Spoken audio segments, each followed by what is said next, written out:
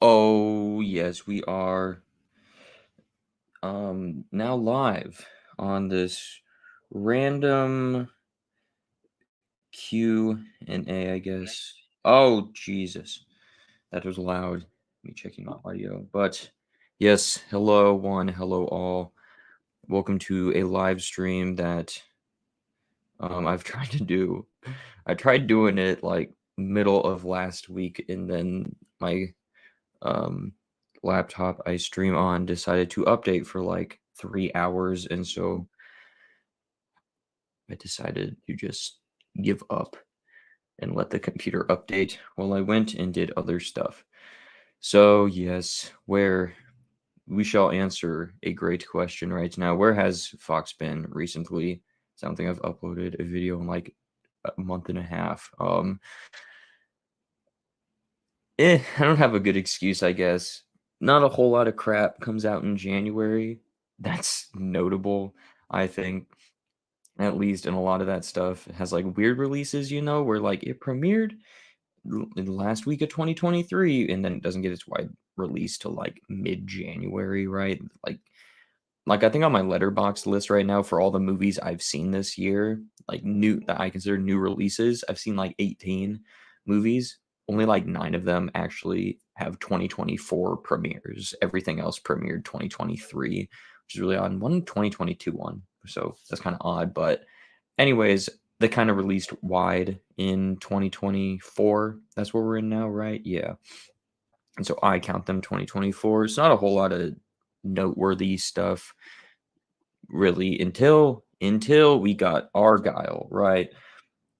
I straight up had the thumbnails and all my graphics and everything made for Argyle, Lisa Frankenstein, Madam Web, Driveway Dolls, Dune Part 2, Imaginary, like all these things coming out within the next month and a half. So I was like, okay, yeah, I'll start doing stuff in Argyle when Argyle comes out. I have a different computer over there that I do all my editing and stuff on. Um, Computer just decided it's not going to run Adobe Premiere Pro, and then when I try fixing the issue, it just decides it's not going to do it anymore, which that computer is getting kind of old. It's been running very slow recently, so editing has not been very fun on that computer. It's very slow, so I can't do Premiere Pro now on that computer. So trying to decide what to do to combat the issue, but nonetheless, I can still do lives on this beautiful computer, and I could still make thumbnails on this computer, but I just didn't for this live because, well, spur of the moment live. So, yeah, what has so yeah, I guess I can because there's no one watching yet. Yeah, if people watch, you can ask me random questions. If not, I will just go through my letterbox and talk about the movies that I did watch in whatever month, whatever we're doing right now. What are we in? 2024? Oh, I should probably go to my lists. Yeah, so 19 films are 2024. Not a whole lot of great films so far, but yeah. So, what's actually the order that I watched these in?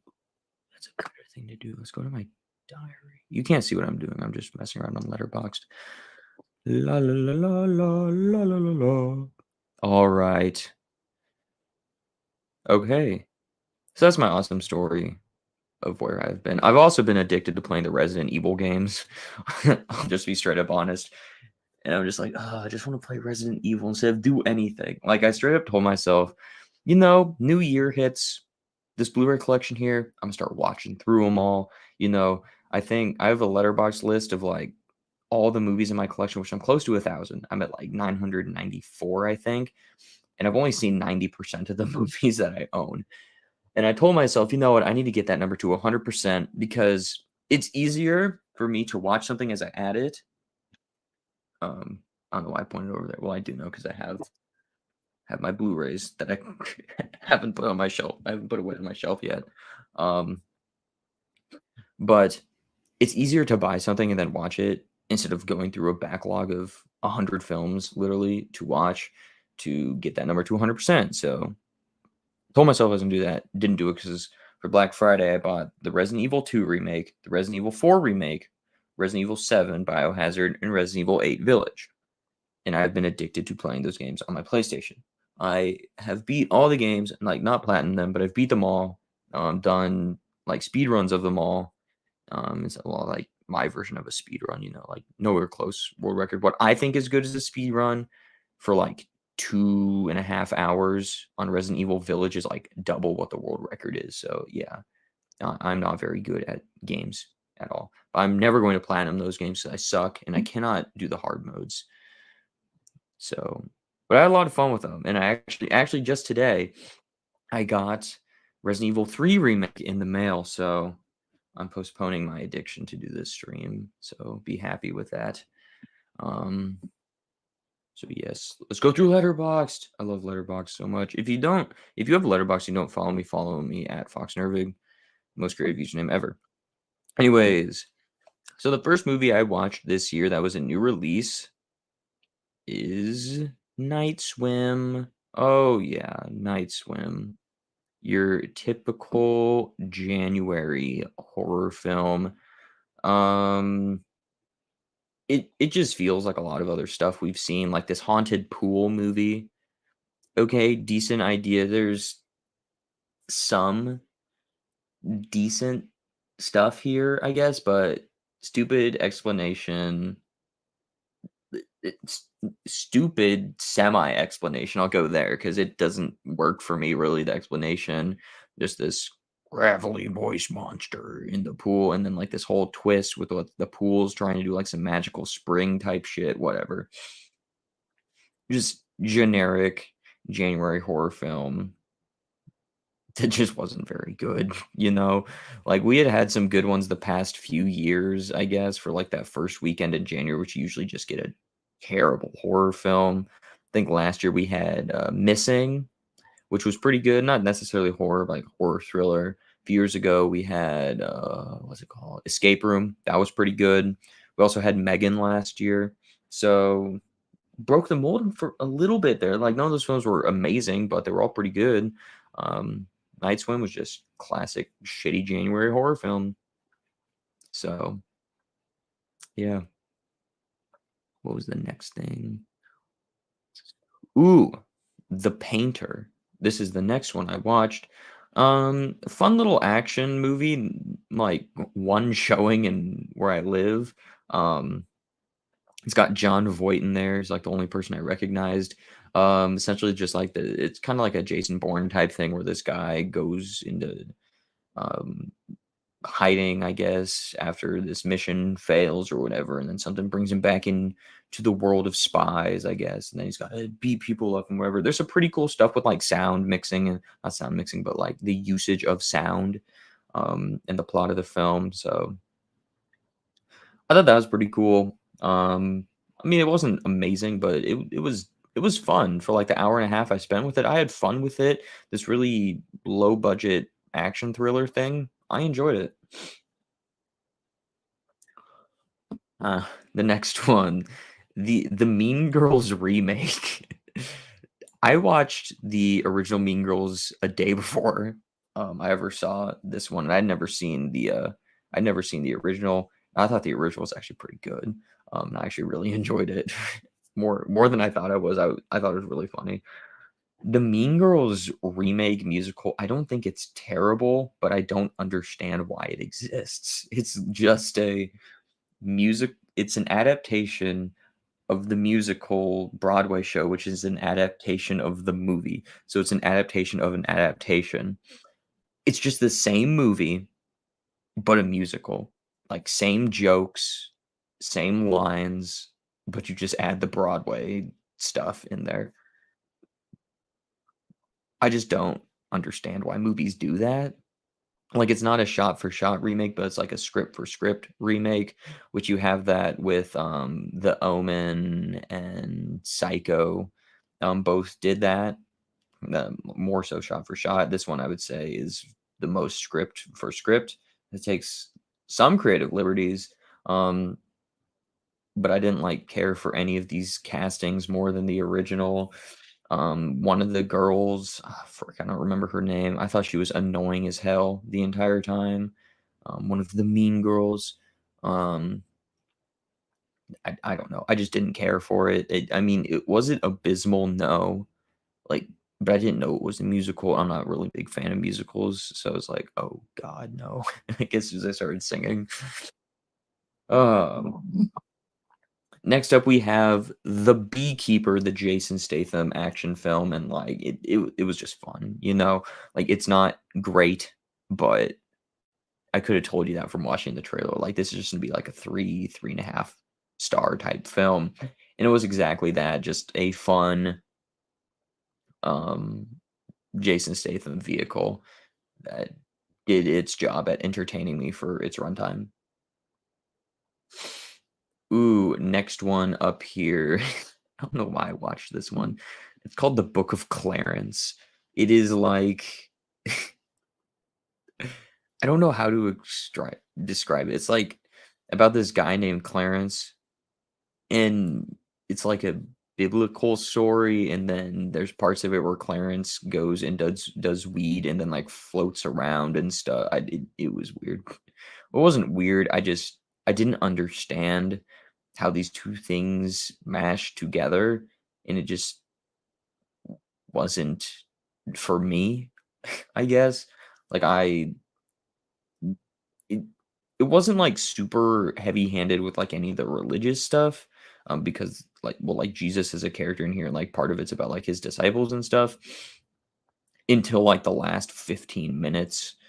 Then it got like extremely that way, but it just like felt like mismatching tones in a film that I didn't really care for, with like subject matter that I'm not super overly interested in.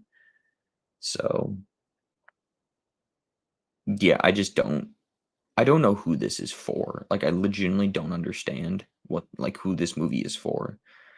But you see Benedict Cumberbatch get crucified, so that's kind of cool because people think he's Jesus, but he's not Jesus. That was another thing. There's like a bunch of people at the end that got crucified because they looked like Jesus, but they didn't know who Jesus was. I guess like, they didn't know who was the real Jesus. I think, from my understanding, so they just crucified a bunch of people. Anyways, where's the next one? Oh, one of our weird ones that premiered in 2023. Well, I guess Book of Clarence did that too. Anyways, American Fiction. Yeah, this premiered last year. Yeah. And it's one of our best picture nominees this year, for the upcoming Academy Awards in about a month. I thought it was very good. It was a movie that does like the social commentary or just like commentary like right to where it like pokes fun at both sides while also having a message, while also telling that message in an interesting, cool way instead of just sitting you down and be like, here is message, believe message. It like tells your message in a very cool way. And essentially, if you don't know what the film is, you have Jeffrey Wright, um, who's an author who's kind of like hit a rut in his career.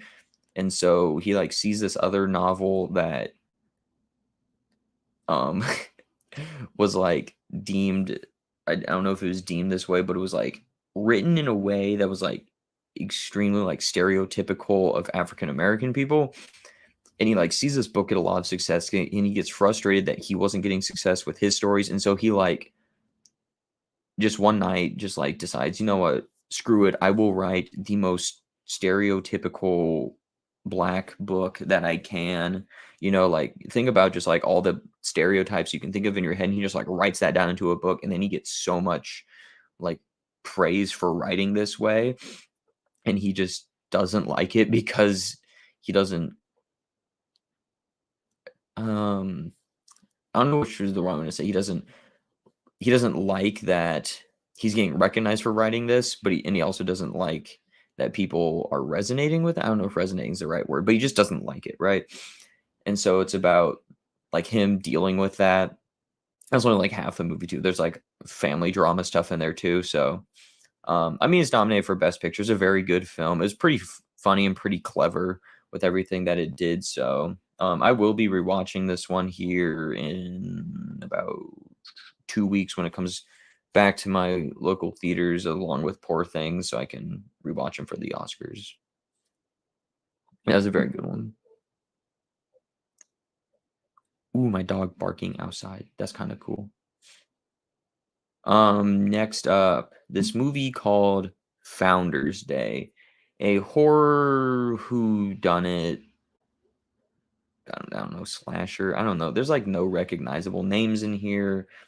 A twist that I thought was very obvious that I just was like, this is what's gonna happen. And hey, guess what? It did happen that way. Um, what makes this one even worse is I had to drive 30 minutes to go see this one. Well, 30 minutes one way, 30 minutes another. So an hour-long round trip to go see this film, and it absolutely was not worth it whatsoever. So it just makes me sad that I drove an hour to see this film, and it just wasn't very good. Um, I mean, it's just a low budget, shitty whodunit slasher film, right? With like an electoral campaign going on in the background, whatever, cool, right? A movie that was a little bit of a disappointment for me, and that is ISS, the movie where people got stuck in where you have a group of American scientists and Russian scientists in the ISS, nuclear war breaks out beneath them, and then they get messages from their government to overtake the ISS. And that's like a cool scenario, right? Yes, nuclear war is awesome. Um, but that's just like a cool, interesting setup for a film. And the trailer was like, okay, this would be a fun little film. And it just wasn't as good as it should have been. It just was too slow and it meandered way more than it needed to. So I wouldn't say it's a massive disappointment. I still gave it a 2.5 out of 5 stars. And I was just kind of hoping for like a 3, 3.5. So not a massive disappointment, but I don't know. I just felt like they had a very easy setup or a very easy concept to make it a fun, decent film with. Next up, we have a film that this one also premiered last year. The last three all premiered last year. See, that's why I think this is weird, like January stuff. Like even though on Letterboxd it says it's a 2023 release, I didn't see it till 2024 because that's when it was released wide in where I live. I'm like, come on.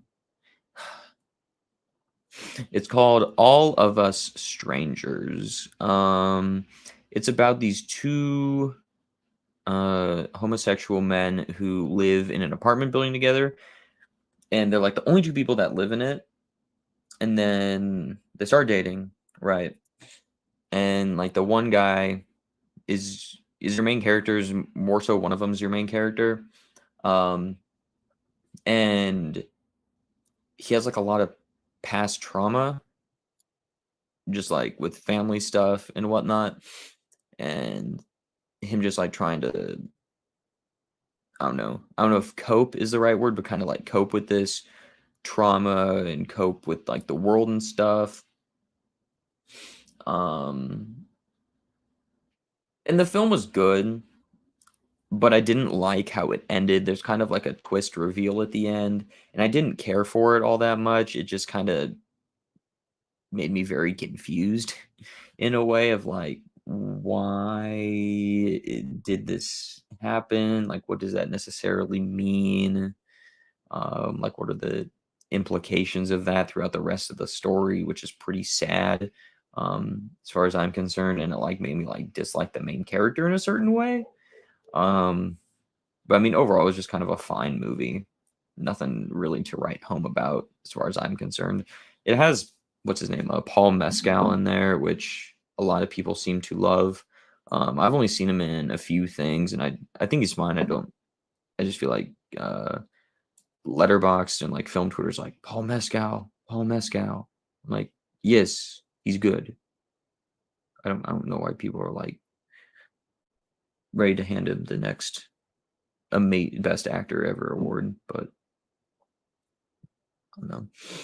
I don't really get the hype for him, unfortunately, because I haven't loved anything that I've seen him in.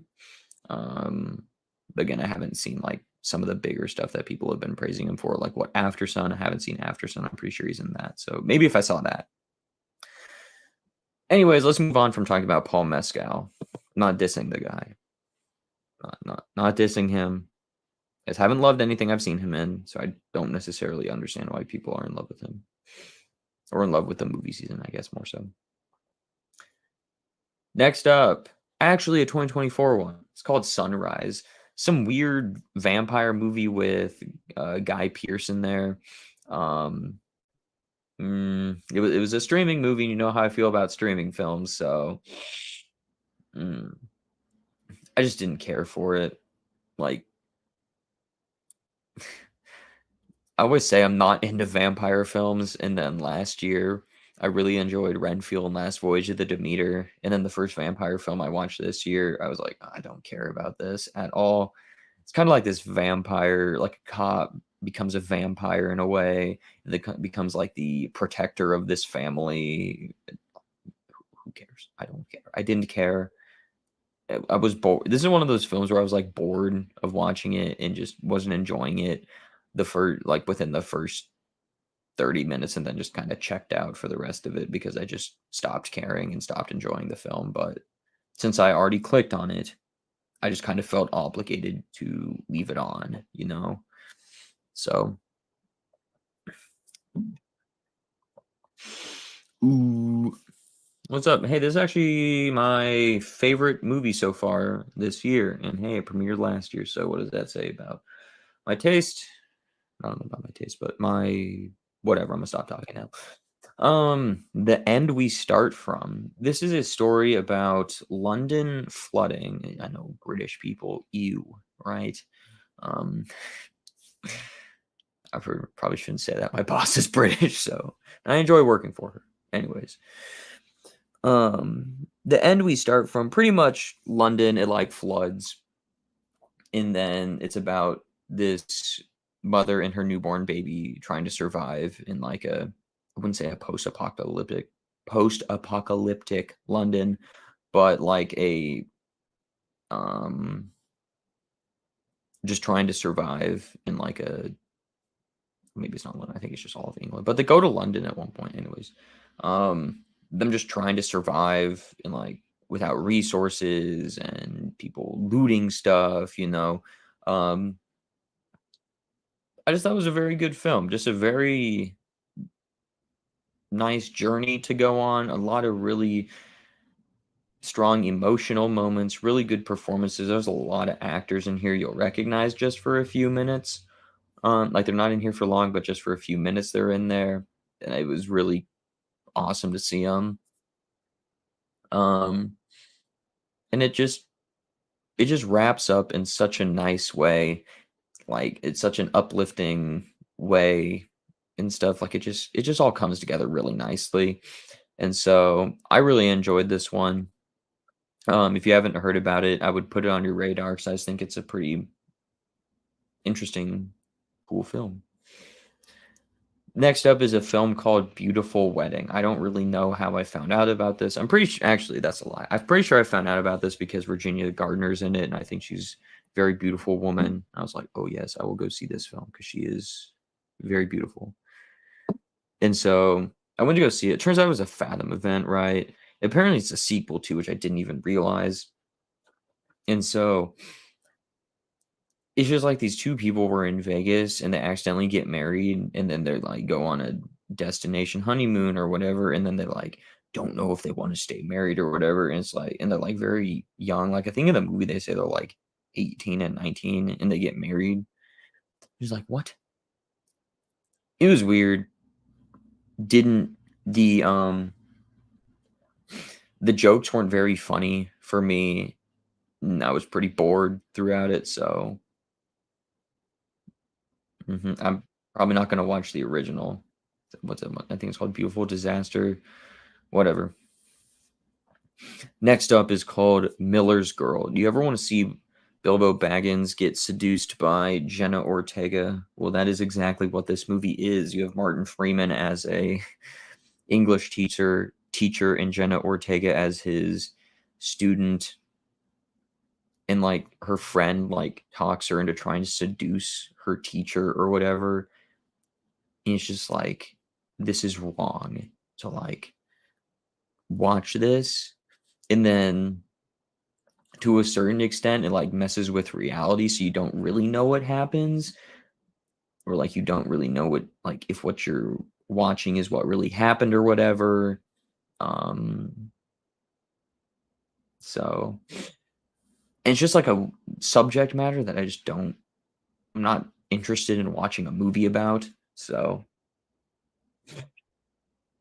well, excuse me. So, yeah, that's that one.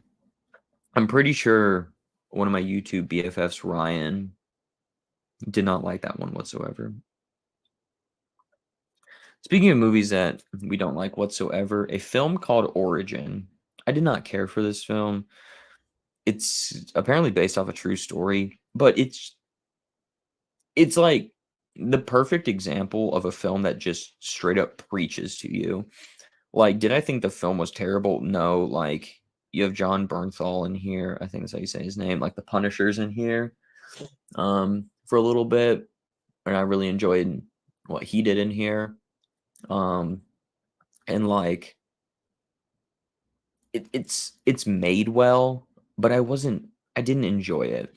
Like, this is the description I keep telling people about this film. It's like, if you remember in school when you'd watch like that stuff, like educational videos where it's like someone interviewing someone, and they're like sitting across the table from each other, and then there's two camera shots that keep going back and forth. And then in between is like footage of the person who's interviewing this person, like walking around a memorial, just like looking at stuff, and the memorial like relates to what they're talking about. That's essentially what the last hour and a half of this film just turns into, is just one of those type of things. Um, and it's all about like racism, and like just like how it's evolved. Like, I don't know if evolved, but like evolved, or like how it's prevalent in different cultures just in different ways, I guess. And so it like does that thing. So it does like that thing I was talking about, like the interview thing. It does that like three different times, where like the person goes to Germany and they talk about the Holocaust, and they walk around the Holocaust memorial, and then they go to India and they talk about stuff there, about like people swimming in poop, right? And they show people swimming in poop. So that's why this movie's awesome. So I like swimming in poop, but no. Um, and then literally the last 30 minutes of this film is just a person, like she's writing a book, and it's like she's trying to gather all this information and stuff for her book. But then the last 30 minutes is her writing her book, and it just like intercuts all this stuff together we've already seen, while you like get the text of her typing on the screen while she's just reading it to you, and she's just monologuing to you about why racism is bad.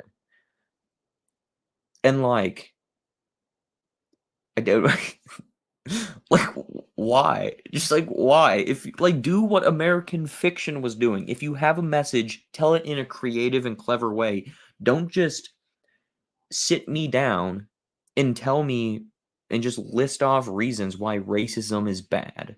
Like, you didn't change my mind. I already thought racism was bad, but thank you for giving me all these reasons why racism is bad.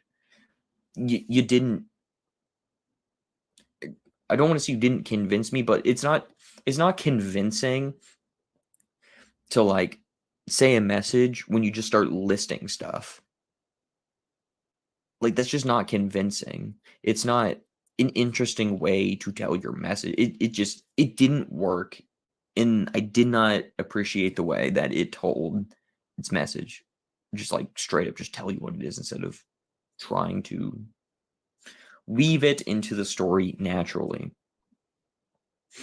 Anyways, next up we have Argyle, the new Matthew Vaughn film. And I've seen this film twice now, and I liked it much better on the second time because I understood what was happening. It's just a very confusing film.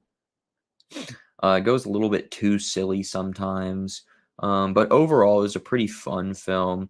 It is probably my least favorite of Matthew Vaughn's spy films, because I just love his Kingsman movies. Um, but I had fun with Argyle. It's probably the most fun movie out in theaters right now. I'm glad I can stop watching the damn Argyle trailers. I've seen that shit so many times, maybe even more than the Morbius trailer. But yeah. Next up, another one of our Best Picture nominees, The Zone of Interest. And this is either going to end up being my least favorite or my second to least favorite Best Picture nominee. Um, as soon as I rewatch a few, that might shift around a little, like that'll get solidified as soon as I watch a few of the other ones again. Um, but it's essentially about like this guy who is the commander of I think it's Auschwitz, but a concentration camp, right? And just like him and his wife trying to build this garden and like build a nice life for their children next to a concentration camp. And like that's kind of what I got from it. There's also a lot of weird visuals in here where it goes like a weird lighting effect in some parts, or where the film opens with like a black screen for 2 minutes just playing music. It does that numerous times throughout the film where there's just like a minute long of a color on the screen with some music. And there's like a whole conversation between some of these officers at the concentration camp, like trying to come up with a new efficient way to kill the Jews. And I was like, what? Like, what? Just like, what? I like didn't know how to react. So I'm like, that is horrible. But like, why? Um, Unfortunately, stuff like that probably actually happened, but um, I just didn't care for it because it also was very meandering, and I just didn't feel like there was a point to the story as well. Um, I'm not trying to diss Tarantino when I say this, but like it felt like a Tarantino film because sometimes he makes movies that are very just like meandering, not really a point to them, like Once Upon a Time in Hollywood, you know, which I still really enjoy that film. And Tarantino can make films like that because he fills it with interesting characters and interesting dialogue. When you don't do that, your film is just boring as shit. So there's kind of my take on the Zone of Interest. I don't see that winning many awards at the Oscars. Um, Next up, you have Out of Darkness. It's kind of like primal version of Prey that came out just a few years ago, and I was really digging this film for like the first 2/3, maybe in 3/4 of the film. Excuse me. Until it got to the reveal of what the creature was. And I was just like, damn it. That is not a good reveal for whatever this creature is supposed to be that we've been following for a while. And there are some sirens going on over there. Maybe someone died. That would be insane.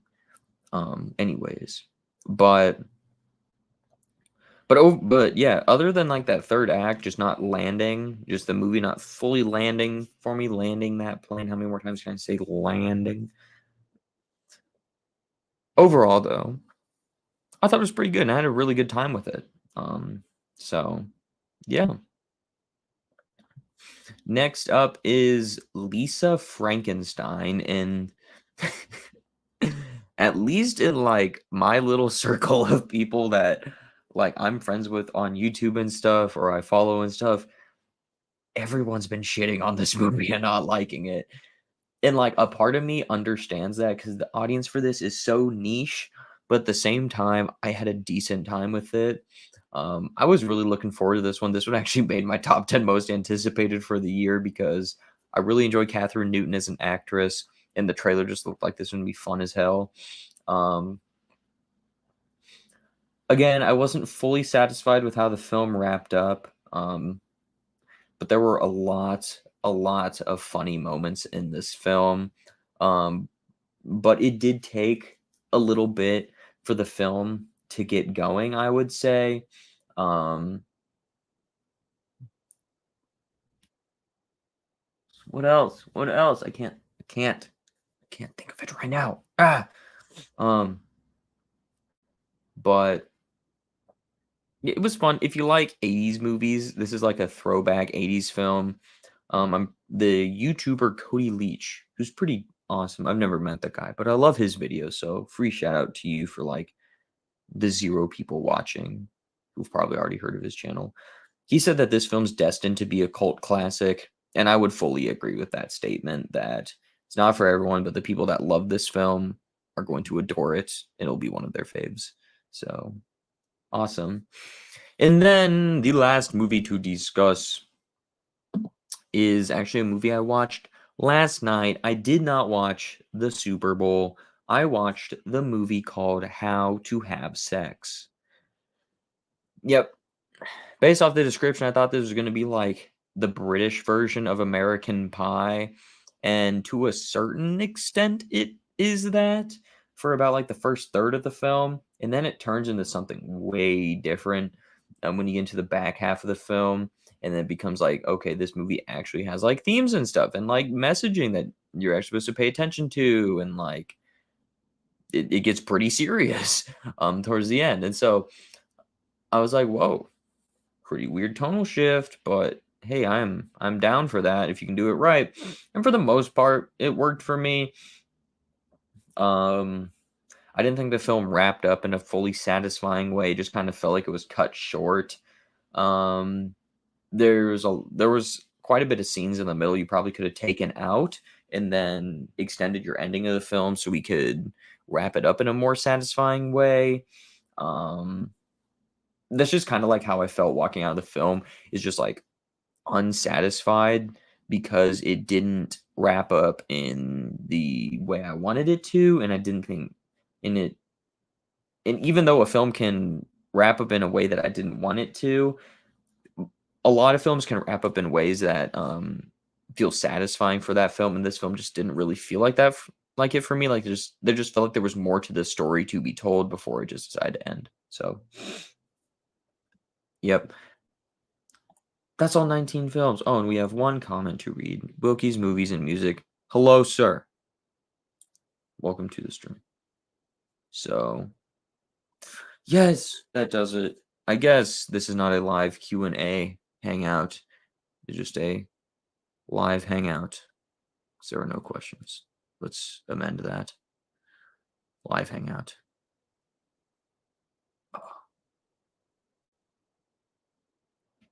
Live hangouts. There were no questions. So, yep, that does it for the night. Yeah. So, like I said, I don't really know what's happening with my computer in Adobe, so I don't really know if I can review shit. So, I guess we'll figure it out. I do like live streaming though, so I want to try and do more live streams, more there's like live hangouts and stuff and whatnot. Um, I do have a stream with shit. I don't know what he changed his channel name to, but Ryan, the guy that's always here, not Anthony, Ryan. If you see me do lives, you've probably seen Ryan. Um, I don't know what he changed. I can't remember for life of me what he changed his YouTube channel to. I just know him as Ryan. So that's all I think of him as. It's just Ryan.